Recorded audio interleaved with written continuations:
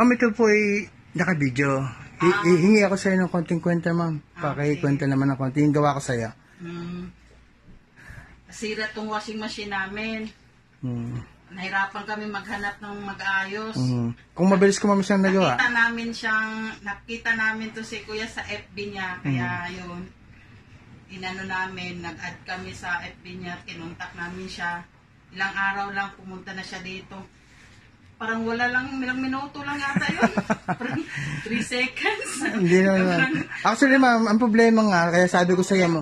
Kaya ma'am sinasabi ko sa'yo, mas gusto kong ginagawa yung hindi magawa ng ibang technician o hindi magawa ng service center.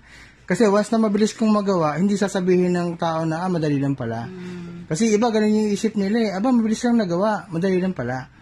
Hindi lang ikaw madali ka maghanap kung ano yung nasira. Ano cause nung sira. Kabisado na ma'am. Oo, kabisado. Kaya okay ka talaga. Thank you so much ma'am.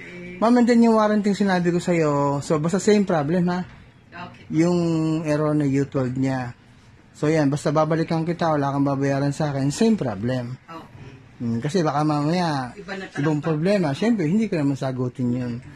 Ma'am, thank you so much po sa magandang feedback mo. Si ma'am ay retired? Retired Philippine Navy. Yeah, thank you so much ma'am. Thank you. 22 years in service si ma'am na. Ma'am, ipopost ko to sa FB ha. Okay. Thank you so much ma'am. Thank you ba. Thank you ma'am. Thank you. Actually, dito ito ngayon sa may Sangli Point, no? Okay. Naval Base. Sa loob ng base. Opo. Thank you so much ma'am. Thank you po. Thank you. Opo. Thank you ma'am.